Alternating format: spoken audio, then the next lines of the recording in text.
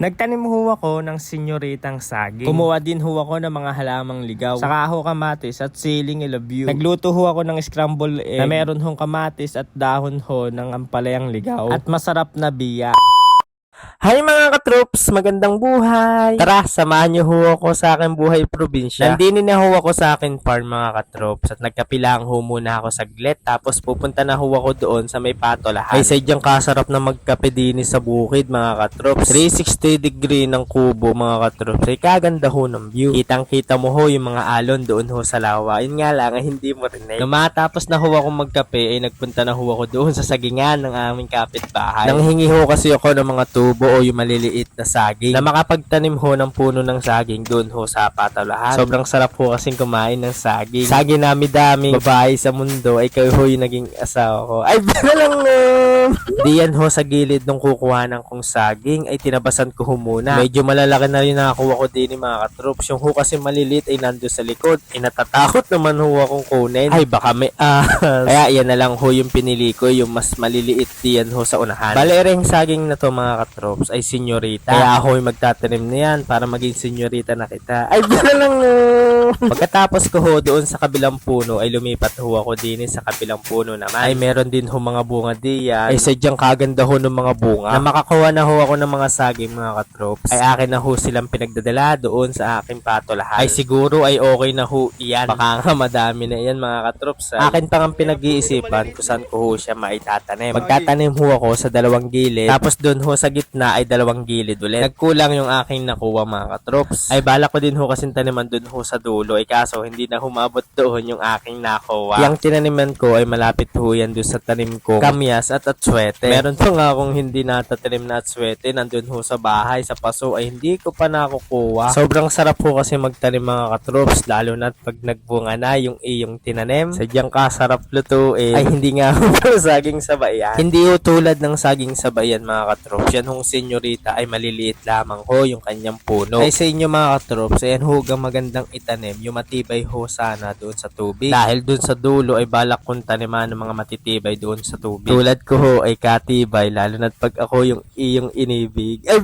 lang Kanina pala nung ako'y umuwi ay hindi ko napansin ay meron pala akong nalaglag na isang puno ng saging ay hindi ko na itanim. Nang makita ko ay wala na, naiuwi ko na ho yung pala kaya bukas ko na lang ho yun itatanim. Katapos ko humaitanim yung mga saging ay nanguha-huwa ko ng mga hinog na kamalatis para makapagluto ho ako ng aking pananghalian. Ay guys, sarap naman ho kasi talagang isarsyadong yan. Pero hindi ho sarsyado yung aking lulutuin mamaya. Ay sa inyong lugar ho mga katroops ay magkano ho per kilo ng kamalatis sa inyo? Ay iyo ngang i-comment diyan sa comment section kung magkano ang kilo. Ay ilagay mo na din ho kung tagasan ka para alam ko ho kung saan ho presyo iyon. Nanguha na din ho ako ng siling ilabyu. Ay yun ho pala mga sili ko doon sa farm mga katroops. Doon ho pala sa may kubo ay wala na gawa ho ng tubig lawa na ba. Kaya sa mga susunod na linggo ay ako ho'y magpupunla na ng sili, kamatis, talong para pagdating ho ng November o kaya ho December ay may maitatanim na ako doon sa may kubo. Yan ho pala yung bunga ng ampalayang ligaw mga katroops. Yan naman ho yung bunga ng mga kurumbots. Ay naghahanap pa nga ho diyan ng hinog na masip-sip yung mga buto. Ay sadyang katamis ho kasi niyan. Ay kinakain na ho kasi ng ibon pag nakakita silang mga hinog. Nanguha na din ho ako ng dahon ng ampalayang ligaw. Dahil iyang hong kamatis saka dahon ng ampalayang ligaw ang aking uulamin. Yan naman ho yung tinatawag na pipinong ligaw. O diba? Kadaming ligaw din eh. Ikaw na lang yung hindi na ililigaw. Pagka-uwi ko ho sa kubo ay nadaanan ko ho si Kalo. Tapos may nakita pa nga akong tagak ngayon. Dini sa amin ay kadaming mga tagak lalo na't pag nagtraktora ay sumusunod sila doon sa traktora kasi doon madami sila nakakain. Nandini na ho ako sa kubo ay ito naman ho yung mga naglalabing-labing yan ho mga ibon ay nag-aaway pa ngayon dalawang lalaki para diyan sa isang babae. Ay hindi ko lang ho alam kung anong ibon iyan ay hindi naman ho iyang maya. Pagkadating ko sa kubo ay magluluto na ho ako ng aking pananghalian. At yan ho yung aking uulamin. Kamatis, dahon ng hampalaya at itlog. Tapos meron din ho akong biya. Akin lamang hong in-slice yung hong kamalatis. Hahatiin ko lang ho sa gitna tapos yung kalahati ho niyan paghahatiin ko naman ho sa tatlo. Diyan naman ho sa dahon ng ampalyan ligaw ay tatanggalin ko lang ho yung mga dahon. Pag pala kami nagluluto ng balata santong or munggo, ayan hong dahon ng ampalyan ligaw ang amin hong nilalagay. Ihiwain ko lang ho yung mga dahon mga katrops. Ay kahit hindi ho pino ay okay lang yan dahil lalagay naman natin yan sa itlog. Di yan ho sa dahon ng ampalyan ligaw, 5 itlog ho yung akin nilagay. Tapos maglalagay ho ako diyan ng asin at ginisa. Tapos sa akin na ho siyang lulutuin. Dun ho sa talyasi mga katrops, maglalagay ho ako ng langis. Tapos ipipirito ko na ho yung scramble egg na meron hong dahon ng ligaw na ampalaya. Ay masarap din hong pulutan iyan para ho sa mga nagbabarik diyan ay inyo hong itry pulutan iyan. 5 pirasong itlog ulit yung aking i-scramble mga katrops. Same lang ho ng pampaalat yung akin nilagay. Ginisa at saka ho asin. Dito ho ay akin lang hong igigisa yung sibuyas at saka ho kamalatis. Tapos isusunod ko na ho yung scramble egg. Pero hindi ho buo yung aking gagawin. Dudurug-durugin ko ho yung scramble egg diyan mga katrops. Yung para ka lang ho nagsasangag. At pag ganyan na ho yung ating itlog na merong hong kamatis ay luto na ho yan. Tapos magpipirito dun ho ako ng biya. Yung biyang iyan yung gustong gusto kong ulamin lalo na't pag almusal na meron sinangag. Mabilis lang ho maluto yan mga katrops. Pag nag-brown na ho ay okay na ho yan. Wag ho yung brown na brown. Medyo mapait ho kasi. Tapos ko na ho maluto mga katrops. Kaya tara, kain ho tayo mga katrops. Kape na din. Ang ulam ko ho ngayong tanghalian ay scramble egg na meron hong dahon ng ampalyan ligaw. At saka ginisang kamatis na merong hong itlog. Nagpirito din ho ako ng biya. Promise ho sa inyo mga katrops ay pag ganyan ho yung ulam ninyo sa bukid ay sadyang mapapadami ho ang inyong kanin. Sabayan mo pa ng suka maanghang. Pagsawsaw pa lamang ng biya di yun ay talagang biyaya ka na ho sa aking buhay. Ay baka lang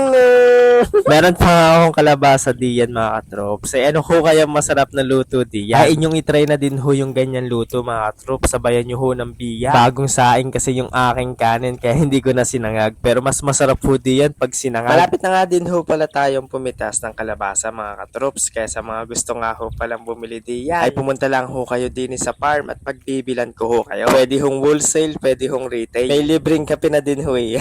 Kapiling ka. Ay lang napapasarap na ho ako sa pagpapak ng biya mga katrops. Kaya maraming salamat ho sa inyo mga katrops. Love love!